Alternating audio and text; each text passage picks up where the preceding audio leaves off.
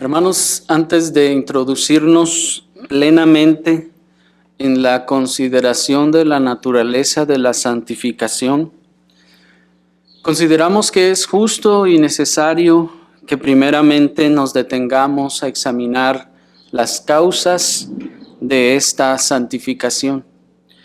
Es decir, que nos detengamos a examinar qué es lo que santifica en todo este proceso y esta obra de la santificación. Así que en esta oportunidad, con la ayuda del Señor, vamos a considerar las causas de la santificación. Las causas de la santificación. Las causas de la santificación pueden ser divididas en tres causas principales. Y estas tres causas abarcan todo lo que es la santificación. La primera causa es la causa meritoria. La segunda causa es la causa eficiente. Y el tercer grupo de causas son las causas instrumentales.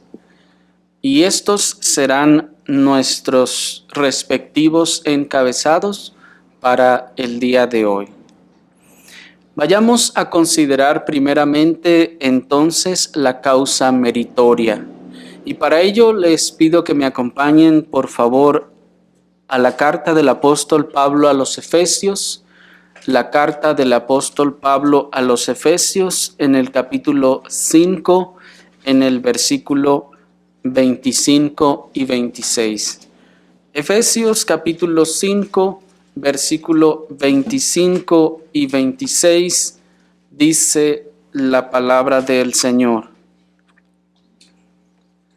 Maridos, amad a vuestras esposas, así como Cristo amó a la iglesia y se entregó a sí mismo por ella, para santificarla, purificándola en el lavamiento del agua por la palabra. Hasta allí. Una de las grandes metáforas de la iglesia, hermanos, es que es la esposa de Cristo. Sin embargo, ambos, Cristo y su esposa, son tan desemejantes en su estado de naturaleza que no podría ser posible esta unión sin la eliminación de esta desemejanza.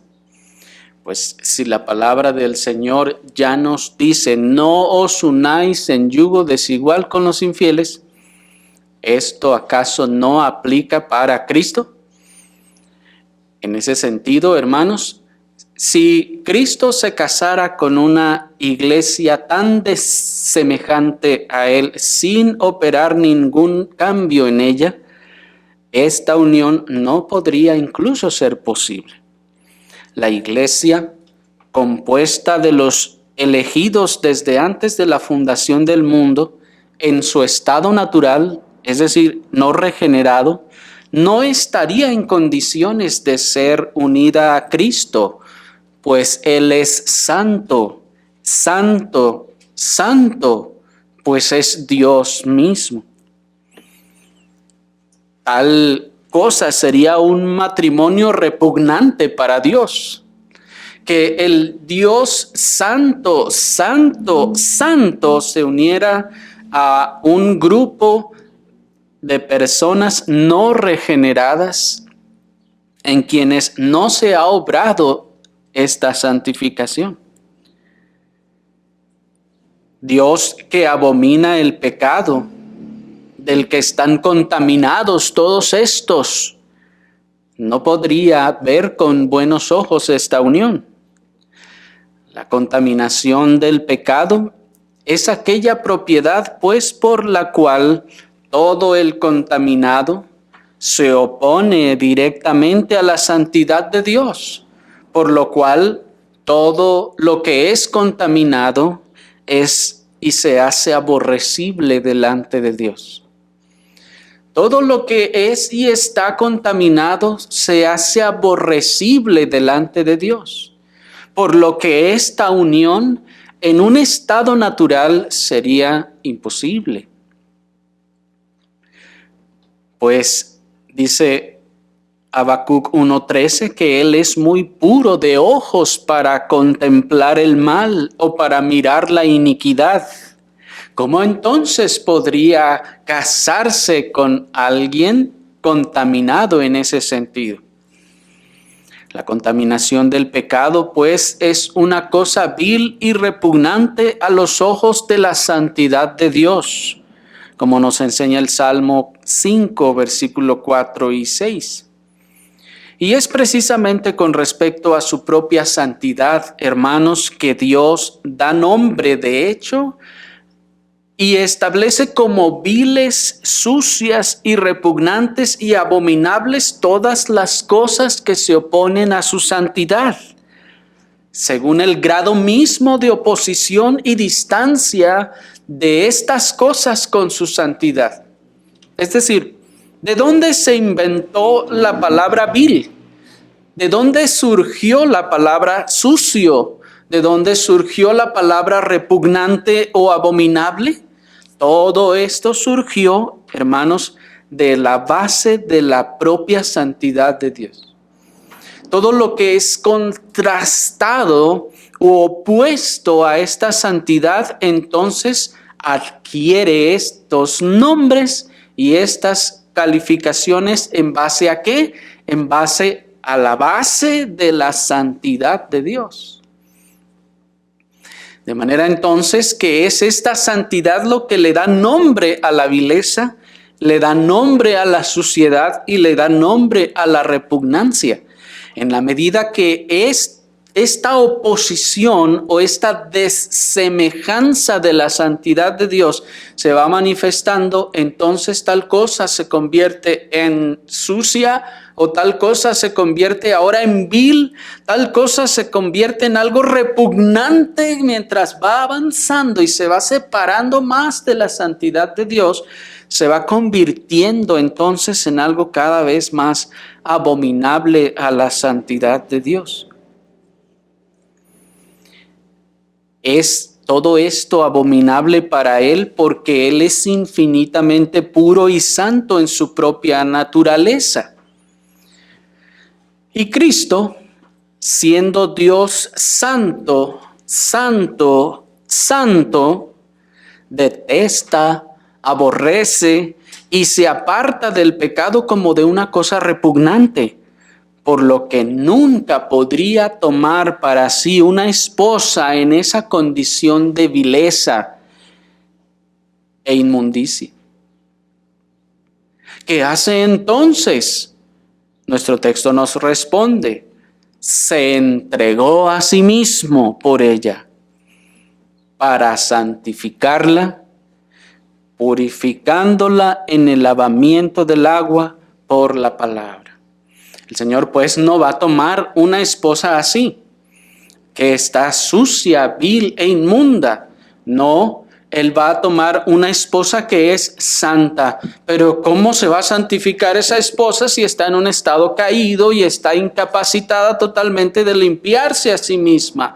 Dice el texto, Él se entrega a sí mismo para causar la santificación de ella, para causar la purificación y la santificación. Pues dice el texto, para santificarla. ¿Cómo?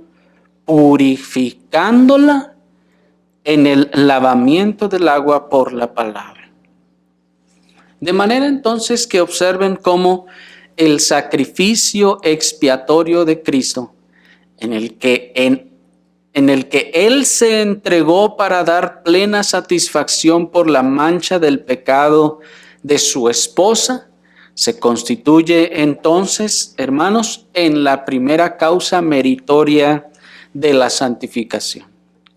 ¿Por qué ¿Cuál es la causa por la que los creyentes son santificados? Porque Cristo requiere una esposa santa. No podría casarse con una esposa que no es santa, y dado que ella no puede santificarse a sí misma, Él se entrega a sí mismo para santificarla. Esa entrega se refiere al sacrificio expiatorio, en donde nuestro Señor Jesucristo lleva la culpa del pecado y de toda la inmundicia de su esposa. Al tomarla, Él derrama su sangre y recibe toda la ira de Dios sobre Él por el castigo de los pecados de su esposa. Recibiendo entonces el Señor todo el castigo de Dios por los pecados de su esposa, entonces su esposa viene a ser santa.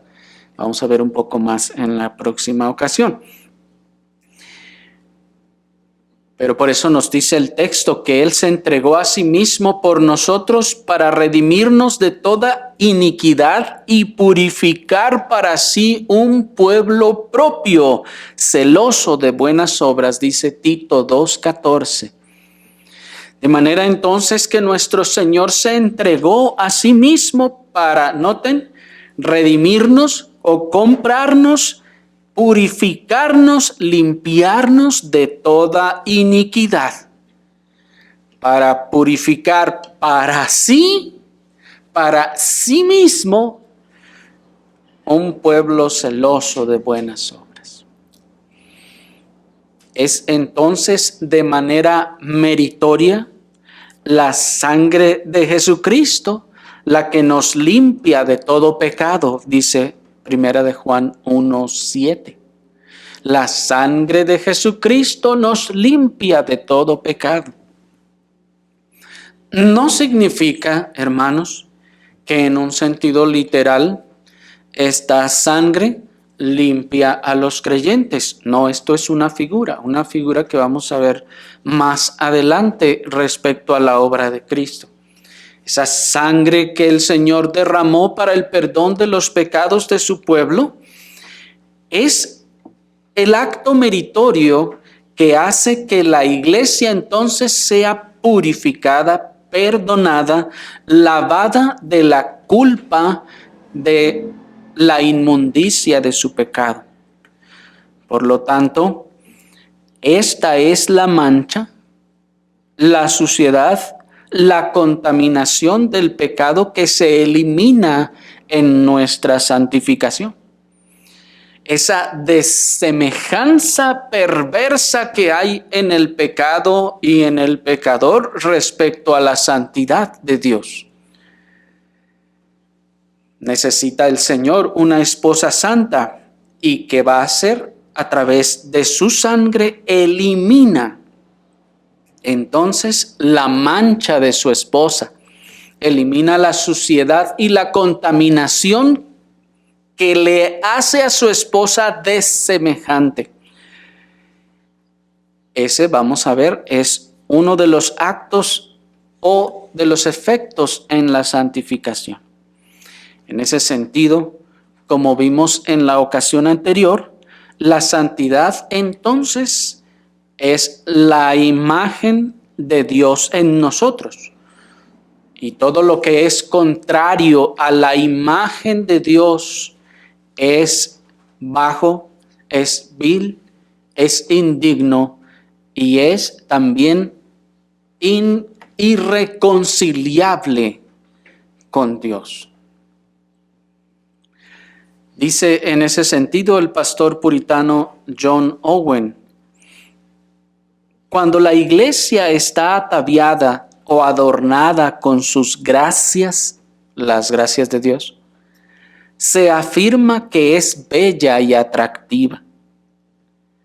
Al lavar a la iglesia, Cristo le quita las manchas y arrugas, volviéndola hermosa, es decir, santa y sin mancha, como dice Efesios 5:27. Esta belleza consistía originalmente en la imagen de Dios en nosotros.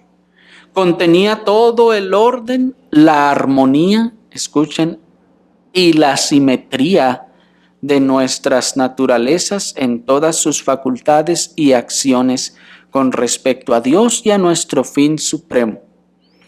Por lo tanto, cualquier cosa que sea contraria a esto, como lo es todo y cualquier pecado, tiene una deformidad en ella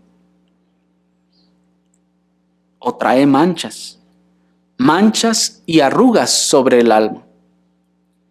El pecado contiene todo lo que es contrario a la belleza y el atractivo espirituales y contrario al orden y la gloria interiores. Esta es esa suciedad y contaminación. Termina la cita. De manera pues entonces que, dado que la iglesia ha de ser unida a Cristo y Cristo ha de casarse con una esposa santa, esta esposa, como decíamos al principio, en su estado natural no está santa, no es bella, no está embellecida. ¿Y qué es belleza en este sentido? Belleza en un sentido básico es, como el mismo pastor puritano lo expresa, es el orden, la armonía y la simetría de todas las cosas en la medida que primariamente esto se ajusta a Dios. Dios siendo un Dios de orden, siendo un Dios de armonía, en donde todas las cosas en Él y en su creación tienen una armonía de simetría que ocasiona la belleza de toda la creación de Dios. Esto pues es esa belleza. En cambio, el pecado es deformidad. El pecado, dado que de entrada va en contra de la santidad de Dios, es la deformidad de la belleza, de la simetría, de la belleza, de la armonía de las proporciones que están en Dios y en toda su creación. La iglesia entonces, en ese sentido, en su estado no regenerado, es fea, porque las proporciones, y yo sé que aquí tal vez les pueda sonar un poco raro por la influencia ya del mundo, ¿verdad? Porque ya el mundo últimamente está diciendo, no existe la fealdad, todos somos bellos a nuestra manera.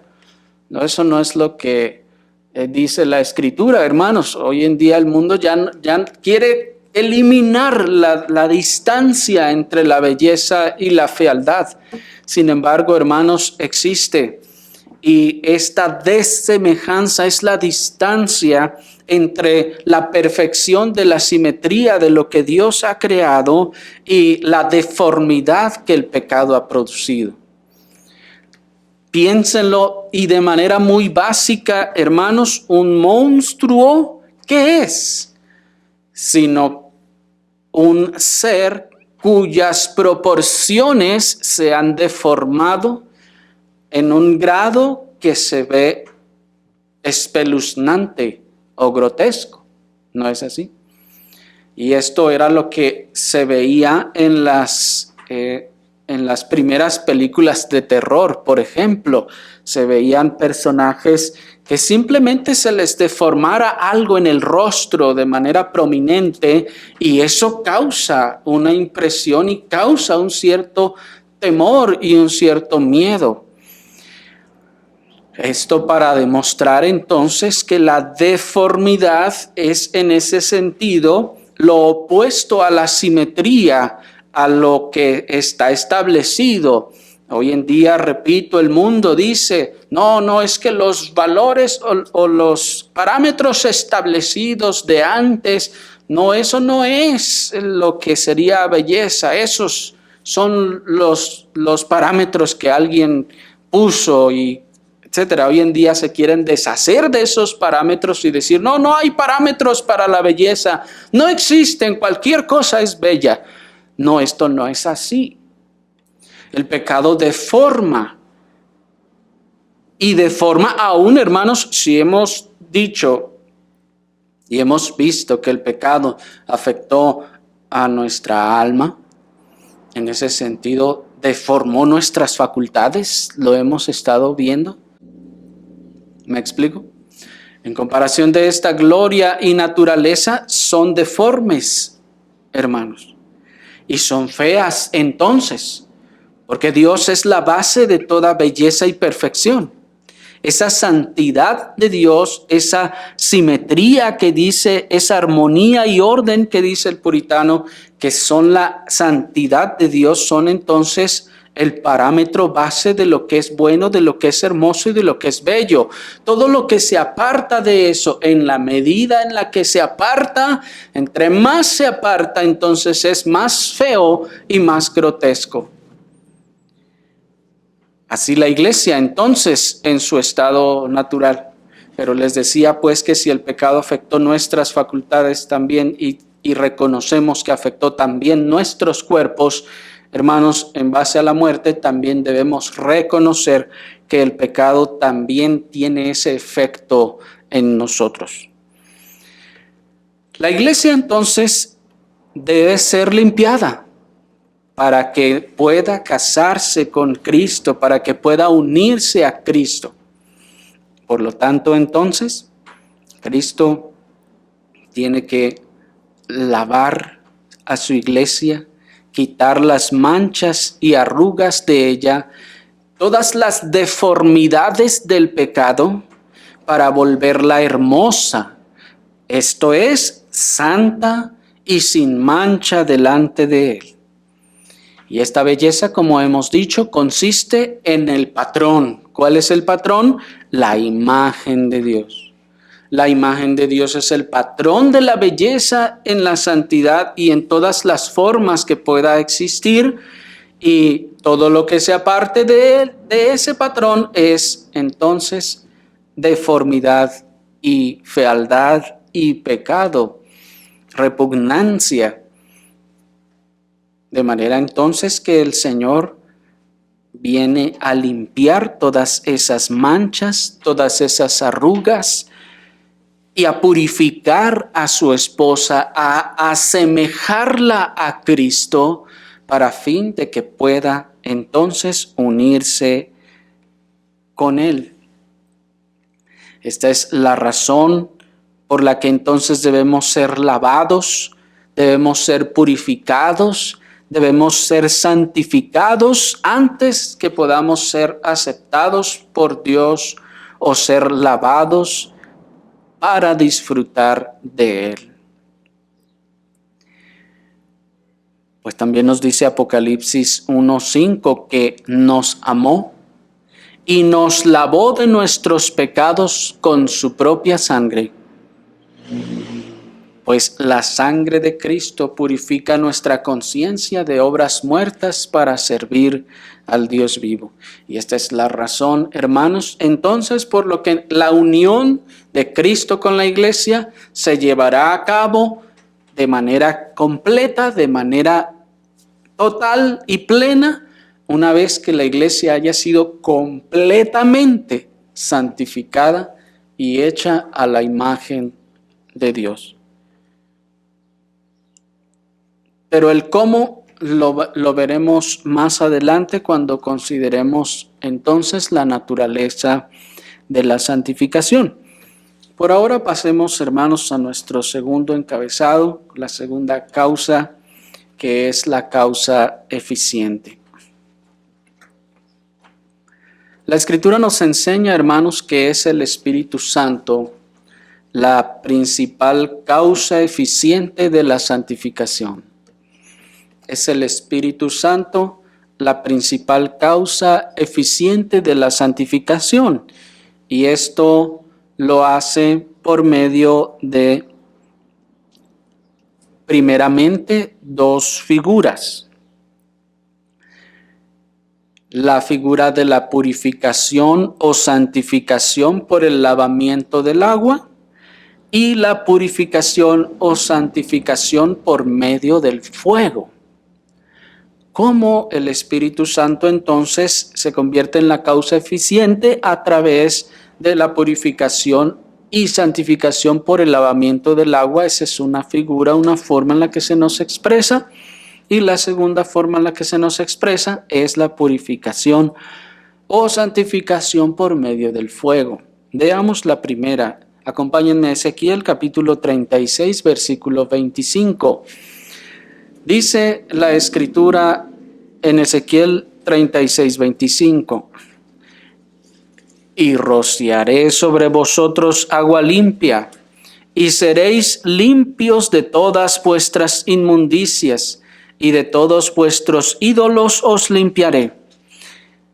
¿Se fijaron? Y dice el 26. Y os daré corazón nuevo, y pondré espíritu dentro de vosotros, y quitaré de vuestra carne el corazón de piedra, y os daré un corazón de carne, y pondré dentro de vosotros mi espíritu, y haré que andéis en mis estatutos, y guardéis mis decretos, y los pongáis por obra. Pongan una señal ahí en sus Biblias, hermanos, porque iremos y volveremos a este texto, pues nos enseña muchas cosas. Pero observen, hermanos, primeramente cómo, al igual que en Efesios 5, 25 y 26 que leímos al principio, se nos dice que la santificación ocurre por el lavamiento del agua. ¿Se fijaron? La santificación se nos dice que ocurre por el lavamiento del agua. De manera que aquí está nuestra primera metáfora de la causa eficiente de la santificación. La santificación es operada ¿por medio de qué o por qué causa? Por la limpieza con el agua.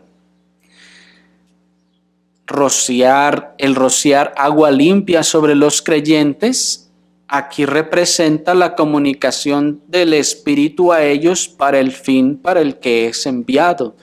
Pues dice el texto, rociaré sobre vosotros, ¿se fijan? Agua limpia.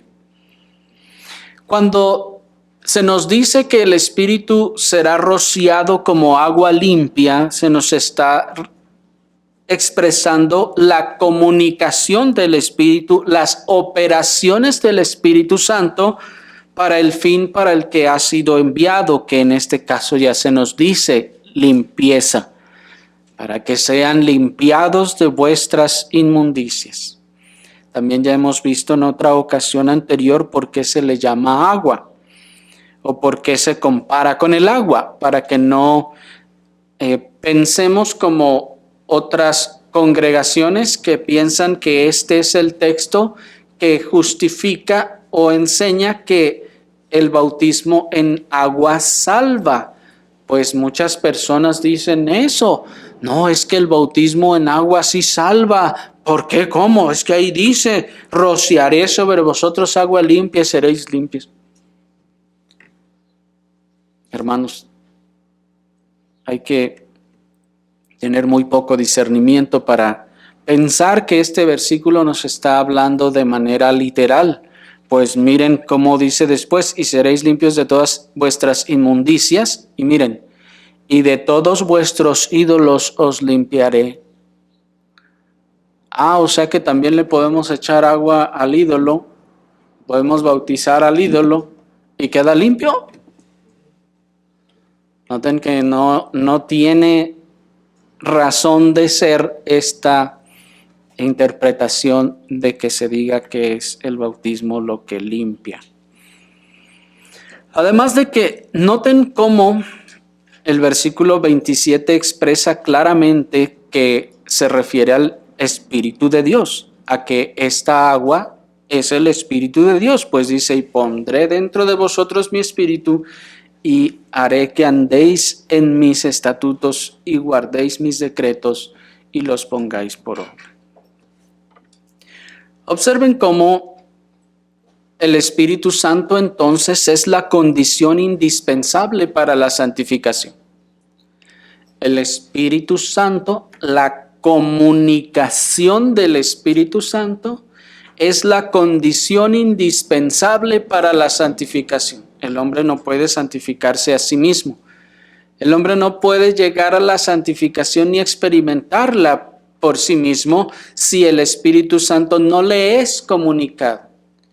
Cuando el Señor ha querido entonces salvar a su iglesia, lo primero entonces que en este caso va a hacer es tomando la obra meritoria de Cristo que vimos, tomando esos méritos, comunicará el efecto, el poder y lo obtenido por esos méritos a través del Espíritu Santo para limpieza, primeramente, para limpieza de su iglesia.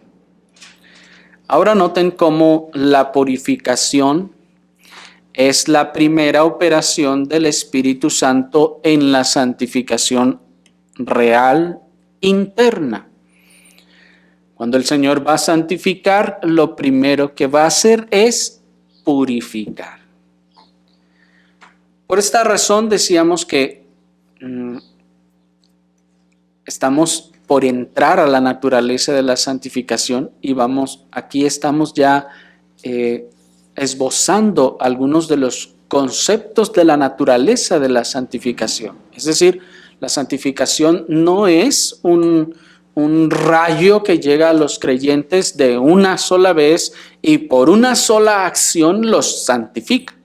Y no solo por el solo hecho de que sea progresiva, sino que también la santificación en su naturaleza, en la forma en la que es operada en los creyentes, tiene diferentes efectos y en diferentes formas, o si podemos llamarle etapas, el Señor ha de santificar a su pueblo. Y la primera de ellas, lo primero que va a hacer es, tomando la obra meritoria de Cristo, la toma, por el Espíritu Santo comunica los beneficios de esa limpieza de Cristo a la iglesia, de manera entonces que, vamos a decirlo así, el primer efecto de esta santificación es esa limpieza interna. Así, para lo que se le promete en primer lugar el Espíritu es para limpiarnos de la contaminación del pecado. Lo primero entonces que se opera para la santificación es la limpieza de la contaminación del pecado. Porque no estar limpio de la contaminación del pecado sería la marca de una persona impura. Así como el estar limpio de la contaminación del pecado es lo que distingue a una persona que ahora es santa. En orden de naturaleza, esto se coloca antes de que se nos capacite para caminar en los estatutos de Dios o para rendirle santa obediencia. Pues no podemos, hermanos, nosotros andar o caminar en los estatutos de Dios si primero no se nos purifica y se nos implanta esa santificación. Porque como veíamos hace tiempo, el Señor Jesucristo dijo, el árbol malo, ¿qué es lo que hace? Da frutos malos. Y el árbol bueno da frutos buenos. Por lo tanto, entonces, ¿cómo vamos a hacer para que ese árbol que es malo comience a dar frutos buenos? ¿Incentivarle para que dé frutos buenos? No, por más que se esfuerce, no va a poder. Lo primero que es necesario, entonces, en aras de santificarlo, es purificarlo de su maldad. Purificarlo primero, limpiarlo de la contaminación del pecado, de la mancha del pecado. Y en ese sentido vamos a ver con más detalle en la siguiente ocasión, Primero debe haber una limpieza judicial o legal. Primero hay una limpieza legal o judicial. Es a través de los méritos de Cristo. Es decir, que Cristo nuestro Señor paga la culpa legal, recuerden ustedes, porque Él no lleva la otra clase de culpa, que es el sentido, la responsabilidad de dar satisfacción a la justicia. Nuestro Señor solo lleva o le es imputada esa culpa legal. Por lo tanto, entonces, para que pueda ocurrir la santificación, lo primero que debe haber es la limpieza de culpa legal a través de la obra meritoria de Cristo. Lo siguiente que debe ocurrir es que, bueno, ya legalmente estoy limpio, pero ¿estoy limpio en mí mismo en realidad? Todavía no. Hay todavía algo más que hacer. ¿Qué es eso más? Bueno, veamos ahora la figura del fuego. Dice Isaías 4:4, les leo: cuando el Señor haya lavado la inmundicia de las hijas de Sión y haya limpiado la sangre de Jerusalén de en medio de ella por el espíritu de juicio, miren, haya limpiado la sangre de Jerusalén de en medio de ella por el espíritu de juicio y por el espíritu de fuego. Sí, por el espíritu de fuego nos dice que será limpiada la inmundicia y la sangre de las hijas de Jerusalén. Ya habíamos considerado, hermanos, en otra ocasión las razones por las que se compara el espíritu con el fuego que consume y que purifica. Así que observen cómo la limpieza de la inmundicia es lavada por el espíritu de fuego. ¿Se acuerdan cuando veíamos las manifestaciones del espíritu? Veíamos que una de ellas es el fuego. ¿Y por qué es como fuego? Esta metáfora nos está indicando la forma en la que el fuego consume y purifica. Consume la escoria. Cuando se está purificando al oro, se mete en ese horno y el fuego, ¿qué hace? Consume la inmundicia. Lo que no es oro lo quema, lo desaparece. Y por lo tanto tiene un efecto purificador. El oro que sale de ese fuego es un oro ya sin inmundicias, ya sin contaminación, sino que es un oro limpio y purificado. Y siendo el Espíritu Santo la principal causa eficiente de toda limpieza espiritual, por lo tanto, el espíritu de juicio y el espíritu de fuego es el espíritu de la santificación y la purificación. ¿Y cómo es que efectuará esta obra? Lo hará, en primer lugar, lavando sus inmundicias y limpiando su sangre. Es decir, todas sus contaminaciones espirituales y pecaminosas serán limpias. Adicionalmente, en cuanto a esta figura, hermanos, recuerden cómo en la ley ceremonial,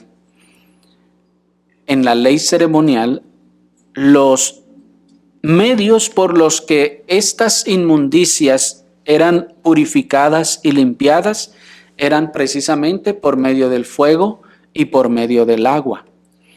De manera entonces que una vez que ha sido limpiada o barrida la culpa del pecado, esa culpa legal, ahora queda limpiar la contaminación del pecado. Porque primero tenemos imputada la culpa del pecado de Adán, por ejemplo, se nos ha transferido esa culpa legal, pero no solo es una culpa legal, hemos visto, sino también es una contaminación inherente. Es decir, mi deuda puede quedar saldada y estar yo en ceros, pero la contaminación que el pecado operó en mí y que quedó dentro de mí permanece allí. Y solo es necesario que pase un segundo para que venga un pensamiento o para que venga un acto de la voluntad en la mente, en el corazón, para que entonces vuelva yo a pecar. Por lo tanto, esa contaminación inherente del pecado también tiene que ser removida por la limpieza. Pero eso lo vamos a ver con más detalle la siguiente ocasión. Ahora bien,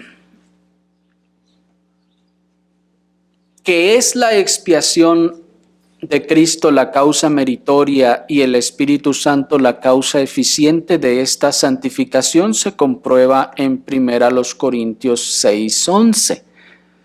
Dice 1 Corintios 6:11, y esto erais algunos de vosotros, miren, mas sois lavados, mas sois santificados, mas sois justificados en el nombre del Señor Jesús y por el Espíritu de nuestro Dios. Si quieren, encuéntrenlo, hermanos. Encuentren 1 Corintios 6:11. Dice la palabra del Señor. Y esto erais algunos de vosotros que, bueno, la lista de maldades que expresó en los versículos anteriores. Noten, mas sois lavados. Observen la primera expresión, sois lavados. ¿Y qué dice? Sois santificados. Aquí hay, noten, hermanos, dos cosas, lavamiento y santificación. Es decir, bien podemos decir regeneración y santificación, o el lavamiento de nuestros pecados y la santificación. Pues enseguida viene la justificación, dice, sois justificados en el nombre del Señor Jesús. ¿Por qué viene la justificación? Por la obra meritoria. Por eso dice en el nombre o por medio de, en nombre de el sacrificio de Cristo, somos limpiados de esa culpa legal.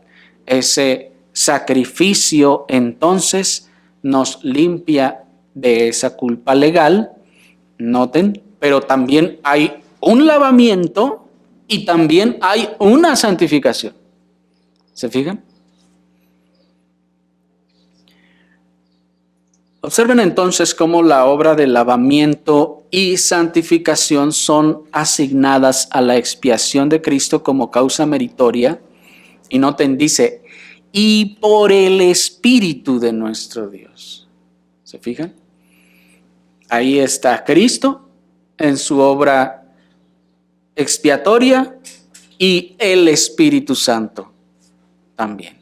Ambos están aquí operando en la santificación del creyente. Pero solo estamos enunciando las causas, hermanos, no las operaciones o cómo ocurren. Cómo ocurren, vamos a comenzar a verlas cuando entremos en la naturaleza de la santificación. Así que vayamos a nuestro tercer punto, que son las causas instrumentales. Ahorita estamos solo viendo qué es lo que nos santifica o por qué somos santificados. Veamos nuevamente nuestro texto de 1 Corintios 6:11. Y esto erais algunos de vosotros, mas sois lavados, mas sois santificados, mas sois justificados en el nombre del Señor Jesús y por el Espíritu de nuestro Dios. Como habrán observado, hermanos, prácticamente en todos los textos que hemos leído, existe una indiscutible relación entre la purificación y la santificación. Y sin embargo, si ustedes observaron, aún así se hace una distinción entre ambas. No se puede negar que la purificación está incluida en la santificación. ¿Me explico? Nadie puede decir, no, es que eso es purificación, todavía no es santificación. No, la purificación también santifica. Porque en el punto que vimos al principio, al eliminar la desemejanza, la vileza del pecado, entonces se elimina todo el camino y toda la distancia de la imagen de Dios para asemejarla a la imagen de Dios. Y al asemejarla entonces, o al acercarla, la está santificando. ¿Me explico? En la medida que ese pecador va siendo jalado y atraído hacia esa imagen, hacia esa medida de santificación, está siendo santificado. ¿Me explico? De donde entonces la primera obra de la santificación es ese lavamiento, es esa purificación, como el texto dice, mas sois lavados primero y santificados también. Pero insistimos que aunque son parte de la misma obra, noten cómo se distingue en prácticamente todos los textos que hemos leído. Esta distinción no consiste en una diferencia de naturaleza, sino de operaciones. Esta distinción no es que hace diferente en naturaleza a la limpieza o purificación y a la santificación por sí misma. No, se distingue por cuestiones de operaciones principalmente.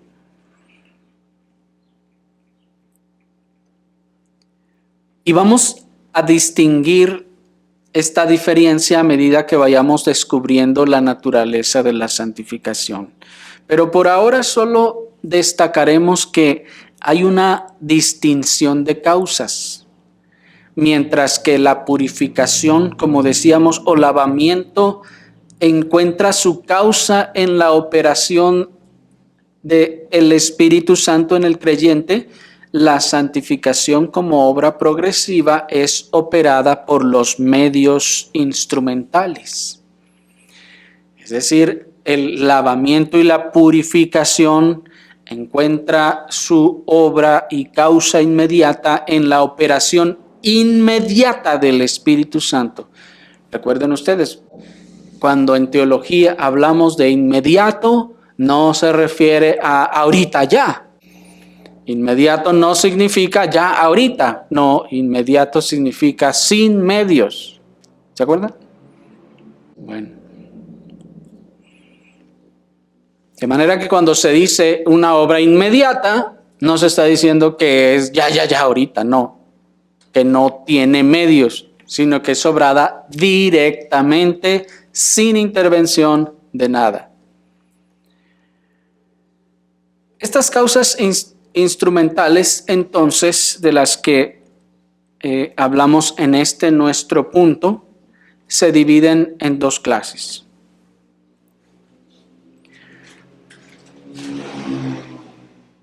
Una clase que es directa e interna y otra que es externa y ocasional. Es decir, cuando el Espíritu nos santifica, decíamos pues, hay operaciones inmediatas para purificar. Y también en cuanto a la obra progresiva, aquí ahora ya pasamos a la obra progresiva, en cuanto a la obra progresiva, también hay operaciones instrumentales. Unas son directas e internas y otras son externas y ocasionales. Aquí utilizamos el término instrumentales para distinguirlo de inmediatos o contrastarlo con inmediatos. Inmediato entonces es aquel que el Espíritu Santo opera directa total, plenamente, Él sin ayuda de ningún medio. Instrumental sería entonces el medio que el Espíritu usa para causar la santificación. ¿Me siguieron? Por lo que entonces esto en todo caso bien también pudiera llamarse estas causas mediatas. ¿Se acuerdan? Que veíamos la distinción entre mediato e inmediato. Estas serían causas mediatas de santificación, pero hemos llamado instrumentales, dado que algunas de ellas son a través de instrumentos. Bien, decíamos pues que se dividen en dos clases, una que es directa e interna, y otra que es externa y es ocasional. Las causas instrumentales directas internas son la fe y el amor. Sí, hermanos, la fe es una causa instrumental directa que el Espíritu Santo usa para santificar, así como el amor. ¿La fe santifica? Sí. Mientras que las causas instrumentales externas y ocasionales son las aflicciones. Las causas instrumentales externas y ocasionales son las aflicciones. No vamos a exponer aquí, hermanos, la naturaleza de estas operaciones, ni las internas ni las externas, porque estas causas instrumentales pertenecen al proceso creciente de la santificación. Y es allí donde las vamos a considerar a detalle, es decir, cuando lleguemos a la parte de la progresión de la santificación, allí vamos a detenernos a ver con detalle cómo es que la fe, por ejemplo, santifica como causa instrumental, y también vamos a ver cómo las aflicciones santifican de manera instrumental. En esta ocasión solo las vamos a enunciar muy brevemente para que nos demos una idea general de por qué esto es así. En cuanto a las causas instrumentales directas, como lo son la fe y el amor, por ejemplo, en el caso de la fe dice Hechos 15:19. Y ninguna diferencia hizo entre nosotros y ellos, escuchen, purificando por la fe sus corazones. Purificando por la fe sus corazones. El progreso de la obra de santificación en nosotros, hermanos, va acompañado de las acciones y el ejercicio de la fe. El proceso de la obra de santificación en nuestros corazones va acompañado de las acciones y ejercicio de la fe. La fe es una cualificación necesaria en aquellos que son santificados, y sin ella no se puede progresar en la obra de la santificación. Sin la fe no se puede progresar en la obra de la santificación. Primeramente, y desde origen, porque los creyentes son el único sujeto adecuado de la santificación. Entonces, comenzando por ahí.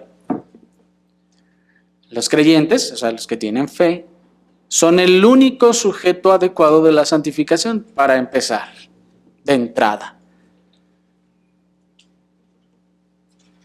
La fe, por lo tanto, entonces, es esa base o esa plataforma primero sobre la que entonces está siendo operada la santificación.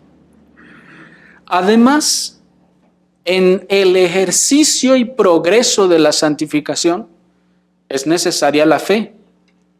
Si no, no se puede crecer.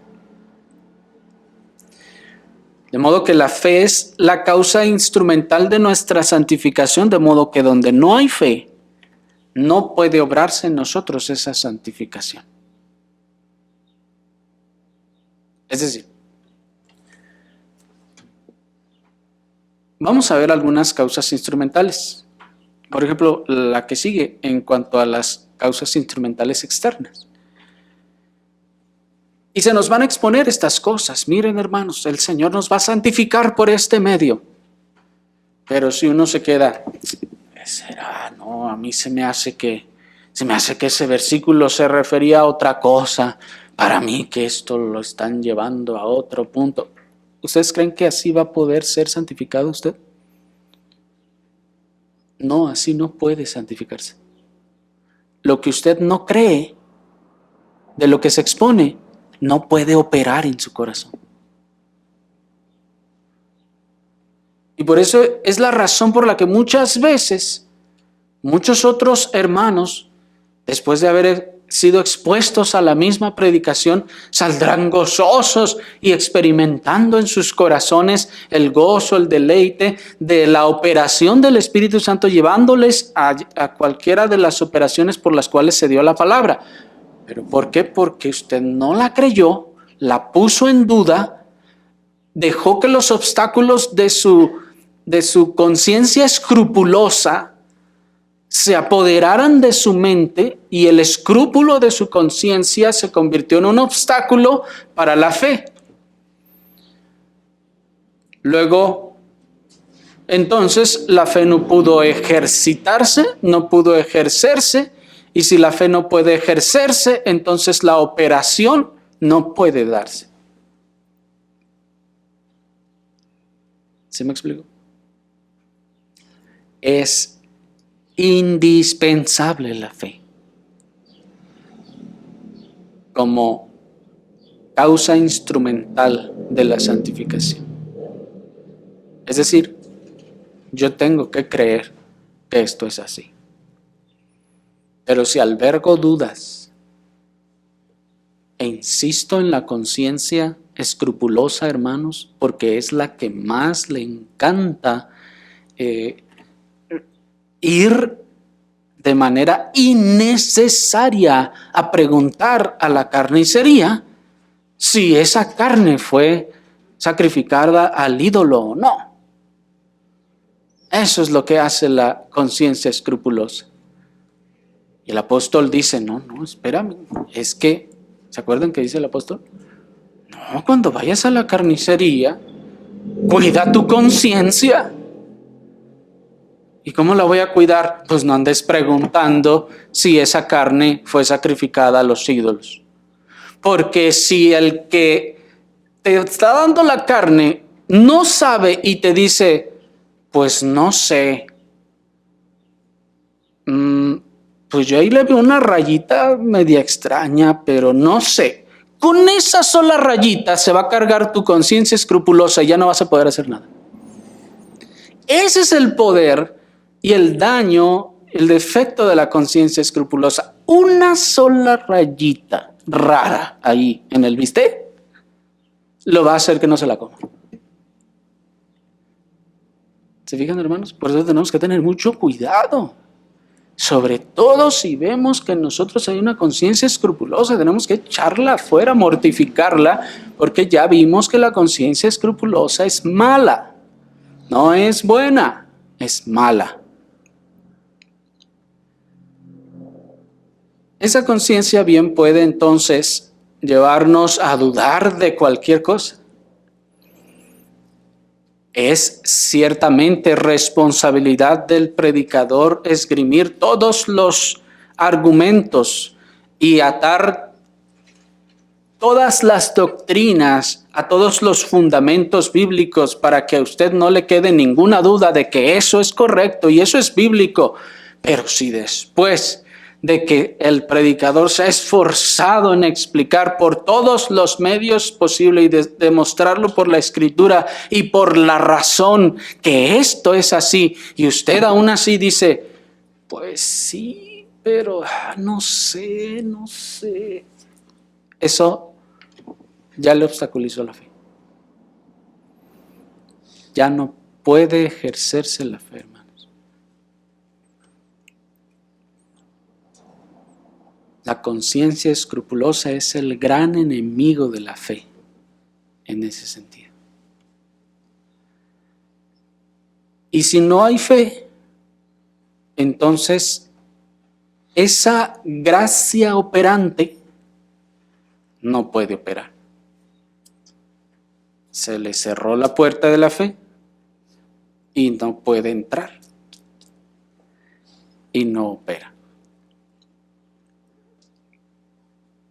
De manera entonces, pues, hermanos, que, bueno, eso lo vamos a ver, aunque ya me entretuve bastante, pero eso lo vamos a ver más adelante cuando entremos a la progresión de la santificación. Solamente, ahora sí, para amarrar a sus conciencias, esperando que no sean escrupulosas, argumentarles también, hermanos, que véanlo así. Toda la obediencia que es aceptada por Dios es la obediencia de la fe, como dice Romanos 1:5. Esto es la que brota de la fe. Si esa obediencia no brota de la fe, no puede ser aceptada por Dios. Si la fe no anima o da vida a la obediencia, no puede ser aceptada por Dios.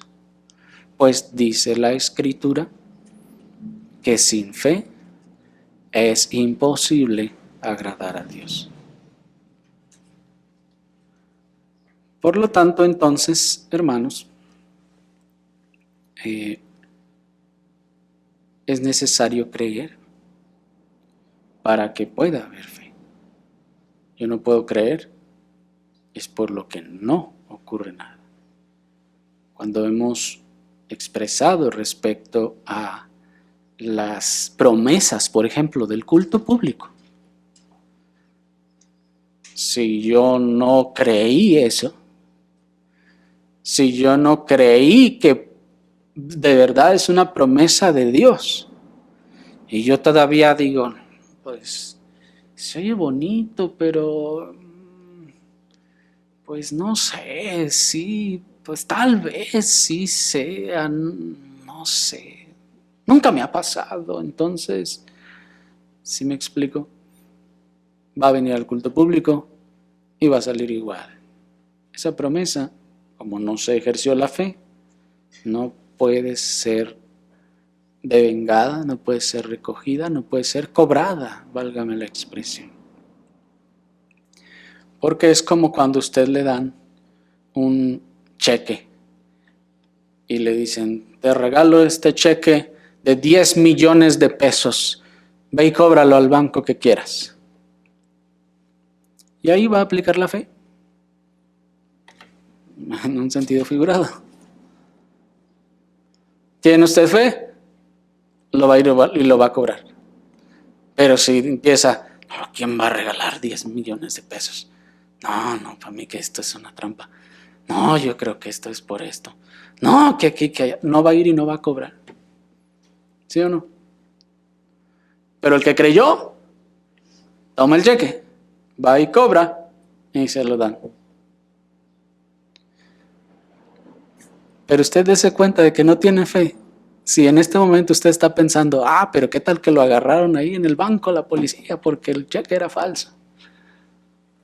Fíjese cómo hasta dónde le lleva su incredulidad. Bueno, quiero terminar entonces, hermanos, con la causa instrumental externa y ocasional de las aflicciones. Romanos capítulo 8, les voy a leer el versículo 18, 28 y 29, dice la palabra del Señor. Porque tengo por cierto que las aflicciones del tiempo presente no son dignas de comparar con la gloria que en nosotros ha de ser manifestada. Y dice el 28. Y sabemos que a los que aman a Dios todas las cosas les ayudan a bien. Esto es a los que conforme a su propósito son llamados. porque a los que antes conoció también los predestinó para que fuesen hechos conforme a la imagen de su Hijo, para que Él sea el primogénito entre muchos hermanos. Hasta allí. Noten, hermanos, que el texto nos dice que las aflicciones del tiempo presente ayudan a los elegidos a bien. ¿Cuál bien? Ya veíamos el de ser conformados o hechos conforme a la imagen de Cristo, lo cual no es otra cosa que la santificación, como hemos estado viendo. Ser conformados a la imagen de Dios es la santificación.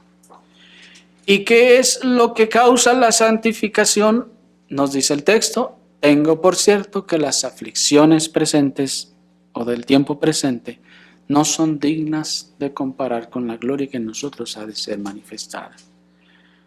Por lo tanto, entonces, hermanos, como vimos la ocasión anterior, el que tiene hambre y sed de justicia, consciente de su desconformidad a la imagen de Dios, anhela ser conformado a la imagen de Cristo por medio de la santificación. Las aflicciones, decía un puritano, en ese sentido, las aflicciones quitan el filo de las concupiscencias. Las aflicciones quitan el filo de las concupiscencias. Y matan, decía también, el poder de las lujurias. De manera entonces que cuando son enviadas estas, hermanos, es algo preciado. Se convierte en algo precioso para el creyente que anhela la santificación. ¿Se fijan? Es por eso que los creyentes abrazan las aflicciones, besan las aflicciones, porque éstas quitan el filo de las concupiscencias y las pasiones.